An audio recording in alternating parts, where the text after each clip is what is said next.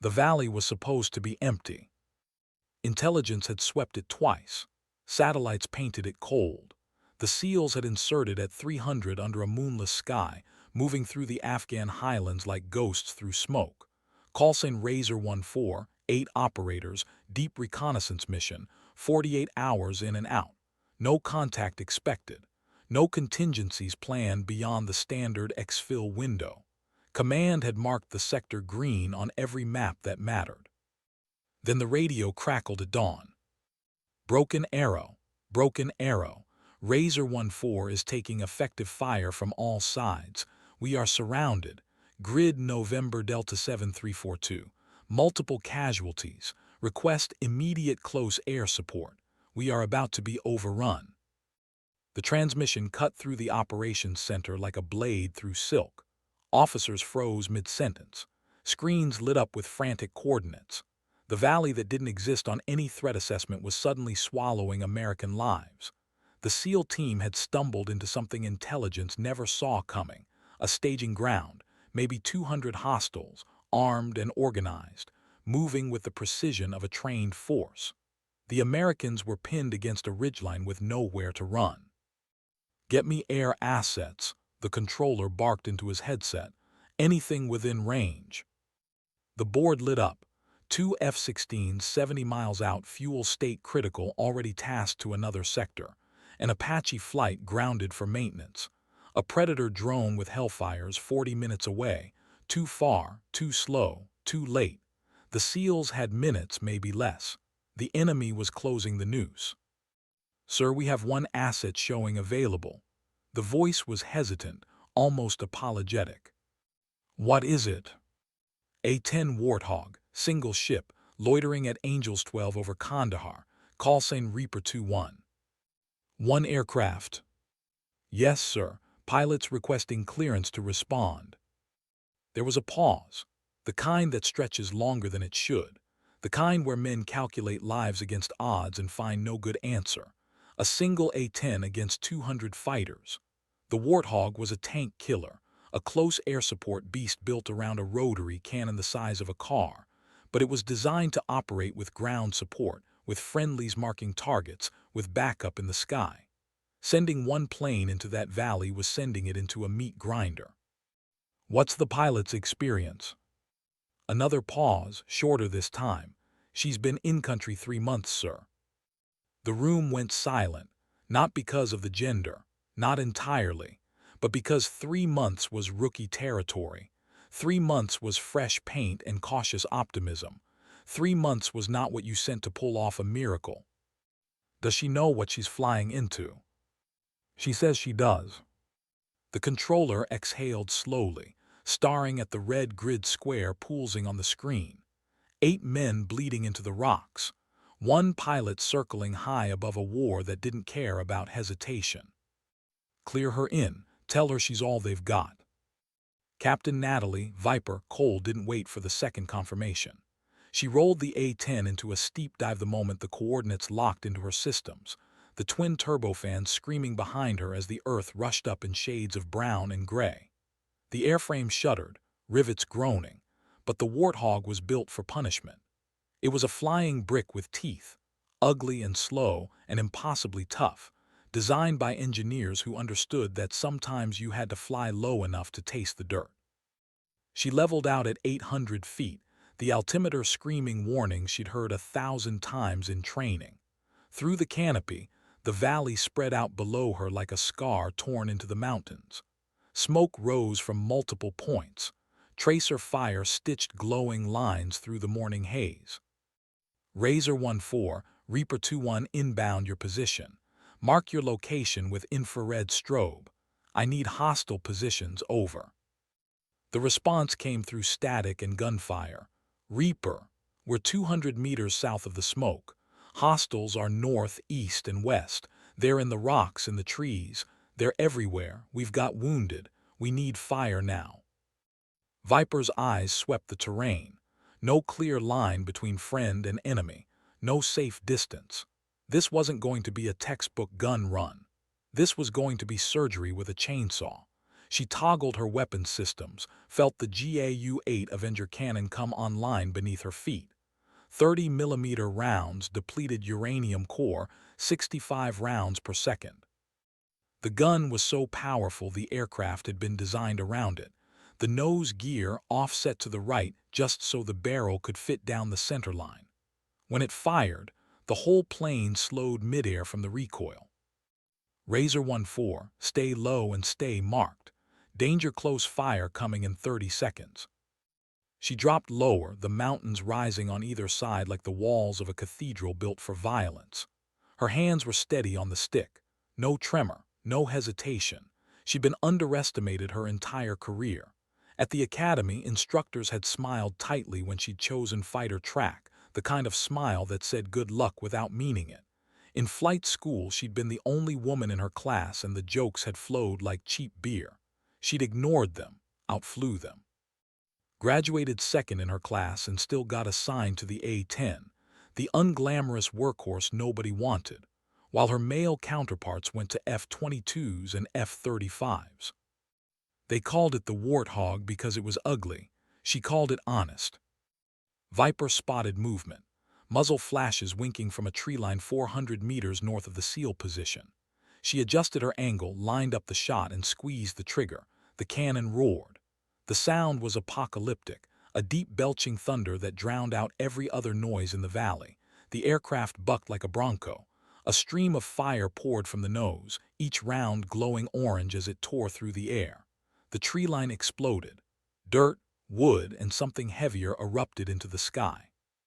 She pulled up hard, banking left, eyes scanning for the next threat. Good hits, good hits. You just took out a heavy machine gun nest. They're falling back on the east side. Viper didn't celebrate. She toggled her targeting pod, sweeping thermal imagery across the ridges. More heat signatures, too many. They were repositioning, trying to flank the SEALs from higher ground. She came around for another pass, lower this time, so low she could see individual fighters scrambling through the rocks. The Warthog shuddered through ground fire. Something pinged off the armored tub surrounding her cockpit. She ignored it. Razor 14, I've got enemy personnel moving up the eastern ridge. 45 degrees from your position. You're about to have company. We see them, we can't stop them, we're almost out of ammo. Her jaw tightened. She nosed down again, brought the cannon to bear, and let the Warthog do what it was born to do. The second gun run was longer, more deliberate. She walked the fire across the ridge, stitching destruction in a straight line. Bodies tumbled. Weapons clattered down the rocks. The enemy broke, scattering like insects under a boot. She pulled up through a cloud of her own gun smoke, the acrid smell of cordite leaking into the cockpit through 1,000 tiny seams. Reaper 2-1, you just saved our lives. We've got breathing room, but there's still too many of them. Copy, I'm not going anywhere. And she wasn't. She stayed, circling, hunting. Every pass brought her lower, closer to the teeth of the valley. Her fuel gauge dropped steadily. Her ammunition counter clicked down round by round. She didn't think about the math. She thought about 8 men bleeding into the dirt, waiting for a miracle delivered in titanium and fire. Reaper 2-1, be advised, you're taking ground fire. Roger that, they'll have to aim better. There was a pause on the radio. Then quietly, almost disbelieving, who the hell is flying that thing? The operations center had the same question. The controller watched the feed from the Predator drone, still 40 minutes out but close enough now to transmit grainy video. The A-10 was a dark blur against the valley floor, moving in patterns that defied every doctrine manual ever written. Too low, too slow, too exposed. And yet the pilot was methodical, relentless, carving through enemy positions with a precision that bordered on artistry. Each gun run was tighter than the last. Each pass cleared another threat. Pull her service record, the controller said. A junior officer typed rapidly, then stopped. His face went pale. Sir, her call sign Viper, it's not just a name. What do you mean? Captain Natalie Cole, Tactical Air Control Party attached mission in Syria 2 years ago. She was a combat controller on the ground when her team got pinned down, called in airstrikes on her own position to break the enemy. She was the only survivor. They gave her a medal and a pilot slot. She named herself Viper after the venom she said she'd carry into every cockpit. The room went silent again. This time it was different. This time it was respect, sharp and sudden and undeniable. On the radio, Viper's voice cut through the static. Calm, cold. Razor 1-4, I've got one more heavy concentration on your northwest. Looks like a mortar team. I'm going to make this one count. She didn't wait for acknowledgement. She rolled inverted, pulled the nose through the horizon and dropped like a hawk onto prey. The cannon sang its song of ending. The mortar position ceased to exist. But the valley wasn't done. A voice, frantic, cut across the channel. Reaper 2-1, you've got 3 technicals moving in from the west, armed with 50 cals. They're trying to cut off the exfil route. Viper's eyes flicked to her fuel gauge. 10 minutes, maybe less. She toggled her remaining ordnance. 2 rockets left. No missiles. The cannon still had teeth, but she was running on fumes and borrowed time. I see them. She banked hard, the G-forces pressing her into the seat. The technicals were racing across open ground, kicking up dust trails like comet tails. 50 caliber machine guns were mounted in the truck beds, swiveling toward the sound of her engines. She armed the rockets, locked onto the lead vehicle and fired. The rocket leapt from the rail with a hiss and a white contrail.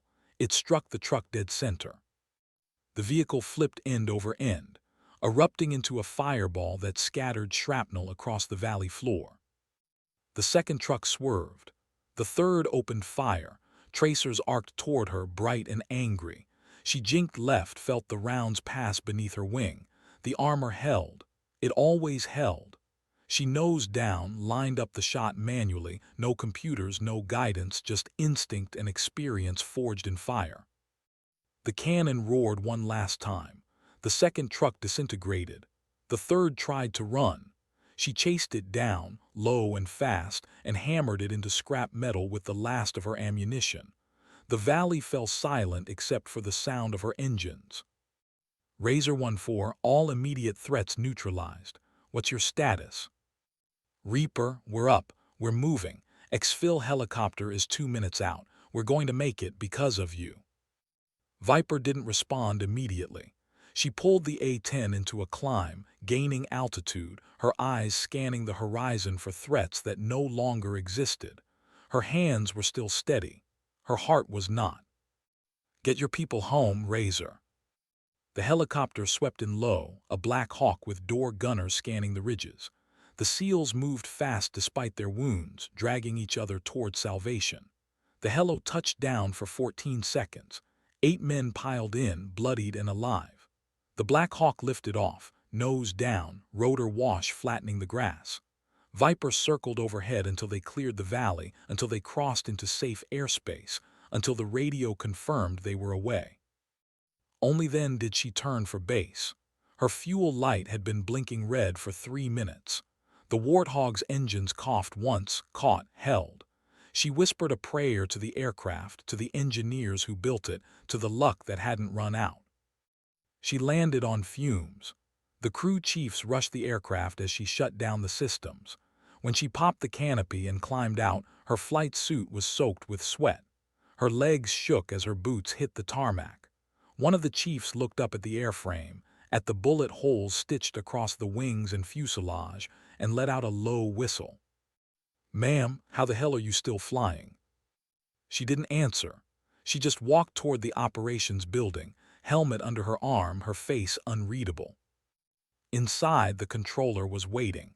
He stood when she entered. So did everyone else in the room. "Captain Cole." "Sir." "The SEALs want to meet you. They're at the field hospital. They're asking for Viper." She nodded once. No words, no need. When she walked into the hospital tent, 8 men turned to look at her. Some were bandaged. Some were on IV drips. One had his arm in a sling. Their eyes carried something she'd rarely seen directed at her: gratitude without condition, respect without reservation. The team leader, a grizzled operator with a salt and pepper beard and a purple heart scar across his jaw, stepped forward. His voice was rough, but his words were clear. "We were dead, we knew it. Then you showed up and decided otherwise." Viper met his eyes. "You would have done the same." "Maybe, but we didn't." "You did." He extended his hand. "What do we call you?" She took it. "Viper's fine."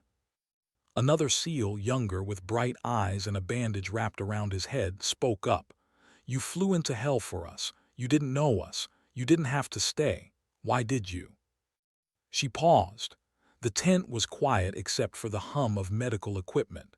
She thought about Syria, about her team, about the friends who didn't make it home, about the weight she carried every day, the venom she'd promised to deliver on behalf of those who couldn't.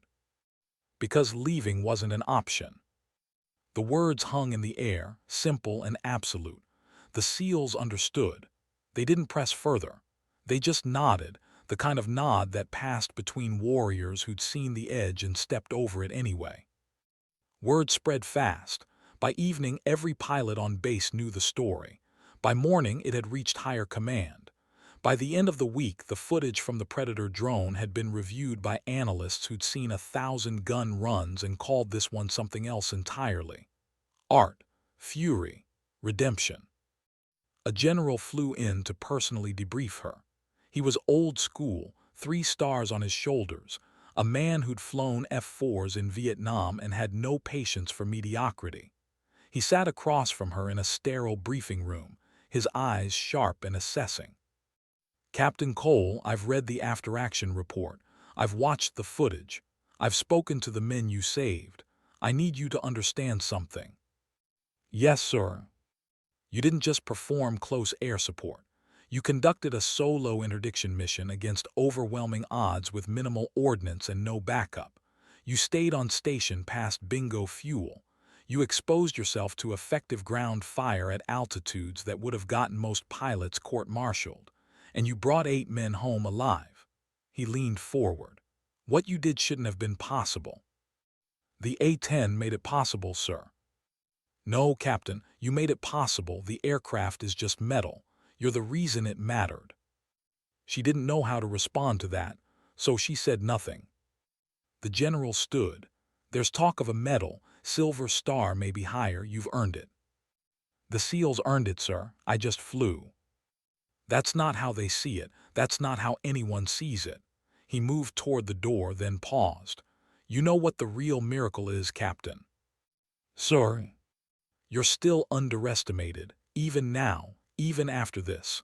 There are officers in this command who think you got lucky, who think the next time you won't be able to pull it off." His eyes hardened. "Prove them wrong again." She did. 3 weeks later, another call came. Another team in trouble. This time it was Army Rangers trapped in a compound, surrounded by insurgents who'd learned to use human shields and urban cover. The fast movers couldn't risk collateral damage. The drones couldn't get close enough. But Viper could. She flew into the city at dusk, the A-10 silhouetted against a blood-orange sky. She used the cannon like a scalpel, precise bursts that shattered enemy positions without touching the walls where civilians sheltered. She flew so low the Rangers could see her face through the canopy. When she pulled up after the final pass, the compound was secure. The Rangers were alive. The city was intact. They started calling her the Angel of Kandahar. She hated the name. It sounded soft, gentle, like something out of a fairy tale. But the men she saved wore it like a badge of honor. They painted it on their helmets. They whispered it in the chow hall. And slowly, reluctantly, she accepted it, not because she liked it, but because it meant something to them. Months passed. The missions blurred together. Every time the radio crackled with a desperate call, Viper answered. Every time the odds said it couldn't be done, she did it anyway. The A-10 became an extension of her will, battered and scarred and impossibly resilient. She learned its quirks, its limits, the way it groaned when pushed too hard and the way it held together when everything else fell apart. Other pilots watched her fly and shook their heads in disbelief. She broke rules that weren't supposed to be broken. She took risks that shouldn't have paid off. and yet she never lost a friendly, not once. How does she do it? A young lieutenant asked one night in the officers' club, watching Viper sit alone at the bar, nursing a glass of water. An older pilot, a man with 20 years and 2 wars under his belt, just smiled. She doesn't fly the plane, she is the plane, and the plane knows it. But there was more to it than skill. There was something deeper, something the other pilots felt but couldn't name. It was the way she looked at the sky before a mission, like she was asking permission from ghosts. It was the way she whispered to the aircraft during pre-flight, her hand on the fuselage like a jockey calming a horse. It was the way she never celebrated a successful mission, never smiled when the SEALs or Rangers or Marines thanked her, as if the weight of survival was too heavy for joy. One night, another female pilot, a captain named Tors who flew Apache, sat down next to Viper at the bar. "You carry it differently than the rest of us," Tors said. Viper glanced at her. "Carry what?" "The weight, the responsibility, the fear." "I'm not afraid." "Bullshit. Everyone's afraid. But you fly like you're making a deal with death every time you take off, like you're daring it to take you instead of them." Viper stared into her glass. The water was still. Her reflection stared back. "Syria," she said quietly. "I lost my whole team, 4 men, best friends. I called in the strike that killed the enemy. I walked out alone." Tors said nothing, she just listened. "I made a promise that day," Viper continued. "I'd never let it happen again, not to anyone, not while I'm in the air." "That's an impossible promise." "I know." Tors stood, placed a hand on Viper's shoulder and squeezed once. "Then keep breaking the impossible." The next morning the call came again, but this time it was different. This time it wasn't a team in trouble. It was a downed pilot. An F-16 had taken a missile over hostile territory. The pilot had ejected but landed deep in enemy-controlled mountains. Search and rescue was scrambling, but the terrain was brutal. The weather was closing in, and the enemy was already moving to capture him. "Reaper 2-1, this is Overlord. We need you to provide top cover for the rescue helicopter. Keep the area clear until they can extract the pilot." Viper was already strapping in. "Roger, inbound in 5." She flew into a storm. Literally. The sky was black with clouds, rain hammering the canopy, visibility near zero. The mountains rose like teeth through the murk. She dropped below the cloud deck, skimming the ridges, her eyes locked on the coordinates where the F-16 pilot was transmitting his emergency beacon. The rescue helicopter was 10 minutes behind her. The enemy was already there. She spotted them through the rain, trucks, armed fighters, moving fast toward the downed pilot's position. He was in a ravine, injured, unable to move. They'd find him in minutes. "Overlord, Reaper 2-1. I've got hostiles closing on the pilot's location. I'm engaging." "Reaper, you're not cleared hot. Wait for the rescue bird." "Negative. He won't be here when they arrive." She didn't wait for approval. She rolled into a dive, the rain turning to sheets of gray as she plummeted toward the earth. The cannon roared. The trucks scattered. One flipped, burning. The others retreated into the rocks. She pulled up, climbed back into the storm, and came around for another pass. This time they were ready. Ground fire lit up the valley. Tracers streaked past her wings. Something heavy slammed into the tail section. Alarms screamed. The stick went sluggish. She fought the aircraft, muscle and will against physics, and kept it in the air. "Reaper 2-1, you're trailing smoke. Abort and return to base." "Negative, the pilot's still down there." She made 3 more passes, each one slower than the last, the A-10 bleeding hydraulic fluid and altitude. But she held the line. She kept the enemy back. And when the Black Hawk roared into the ravine, rotors thundering, she circled overhead like a broken guardian angel, her engines coughing, her wings shredded, her fuel nearly gone. The helicopter lifted off with the F-16 pilot secured inside. Viper turned for home. She barely made it. The tower cleared every other aircraft from the pattern. Crash crews lined the runway. She touched down hard, one landing gear collapsed, the aircraft skidding in a shower of sparks before finally shuddering to a stop. She climbed out into the rain, her face streaked with oil and sweat, and collapsed to her knees on the tarmac. The crew chief ran to her side. "Captain, are you hurt?" She shook her head. She wasn't hurt, just empty, hollow, used up. They carried her to the hospital anyway, checked her for injuries, found nothing but bruises and exhaustion. When she woke, the F-16 pilot was standing at the foot of her bed. He was young, maybe 25, with a bandage across his forehead and tears in his eyes. "You saved my life," he said. Viper sat up slowly. "You would have done the same." "I don't know if I would have, but I know you did, and I know I owe you everything." She looked at him for a long time, then quietly, "Just keep flying, that's all I ask." He nodded, and when he left, she closed her eyes and let the exhaustion take her. The medal ceremony happened 2 weeks later. The base commander pinned the Distinguished Flying Cross to her chest in front of the entire wing. The SEALs were there, the Rangers, the downed F-16 pilot. They stood at attention and saluted her, and for the first time in her career, she felt the weight lift just a little. But the war didn't stop. The missions kept coming, and Viper kept flying. She flew until her deployment ended. She flew until the A-10 she'd come to love was rotated out for maintenance. She flew until the day she received orders to return stateside to train the next generation of Warthog pilots. On her last night in Afghanistan, she walked out to the flight line alone. The sky was clear. The stars burned cold and distant.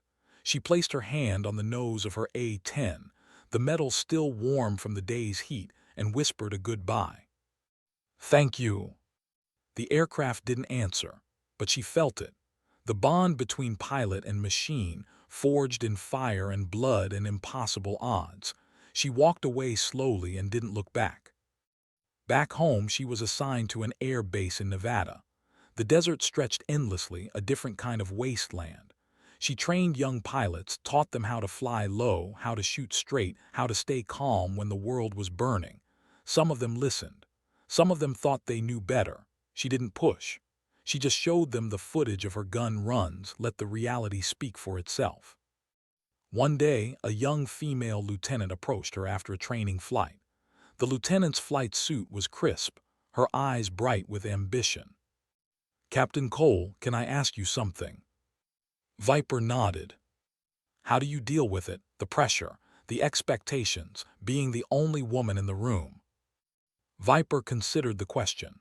She thought about the academy, the jokes, the condescension. She thought about the SEALs bleeding in the valley, the way they'd looked at her afterward, like she was something more than they'd expected. "You don't deal with it," she said. "You use it. Let them underestimate you. Let them think you're not good enough. Then prove them wrong so completely they can't ignore it." "What if I fail?" "Then you fail, but you fail flying. You fail trying. You fail doing what you believe is right. That's the only failure that matters, not trying at all." The lieutenant nodded slowly. "Thank you, ma'am." Viper watched her walk away, and she saw herself 10 years ago, hungry and uncertain and determined. She hoped the lieutenant would make it. She hoped the world would be kinder to her than it had been to Viper, but she knew it probably wouldn't. Years passed. Viper made major, then lieutenant colonel. She commanded a squadron, led training exercises, mentored dozens of pilots. She never forgot the valley. She never forgot the SEALs, the Rangers, the downed pilot. She carried them with her always, a quiet weight that shaped every decision she made. And then one morning she received a call. A general she didn't know, requesting a meeting. She drove to his office, uncertain, and found herself sitting across from a man who radiated authority. "Colonel Cole, I've been reviewing your service record. What you did in Afghanistan, it's become required study at the weapons school. Pilots analyze your gun runs frame by frame. You're a case study in precision and courage." She didn't know what to say. "I just did my job, sir." "No, you did more than that. and now we need you to do it again." He explained the new program. A joint task force, elite pilots from every branch flying in support of Special Operations Command. High-risk missions, impossible odds, the kind of work that demanded excellence without exception. He wanted her to lead it. "Why me?" she asked. "Because you've already done the impossible, and you've done it when everyone thought you couldn't. That's the standard we need." She accepted, not for the glory, not for the recognition, but because somewhere right now there was a team in trouble, and if she could help bring them home, she would. The program launched quietly. No press releases, no fanfare, just pilots and missions and the endless cycle of preparation and execution. Viper led from the front, flying the most dangerous sorties, setting the example. Her call sign became legend. New pilots heard stories from old pilots passed down like folklore. The woman who'd stayed when everyone else would have left. The woman who'd turned a single A-10 into a force multiplier. The woman who'd made the impossible look routine. She never sought the spotlight. She avoided interviews. When reporters asked about her, she declined comment. But the men and women who flew with her, who'd seen her work, they told the story for her. They told it in ready rooms and officer clubs, in training sessions and after-action reviews. They told it because it mattered. One evening, late in her career, Viper was sitting in her office when a knock came at the door. She looked up to see an older man in civilian clothes, gray-haired and weathered, with eyes that had seen too much. "Colonel Cole." "Yes." "My name is Michael. I was the team leader of Razor 14. We met in Afghanistan years ago." She stood immediately, recognition flooding back.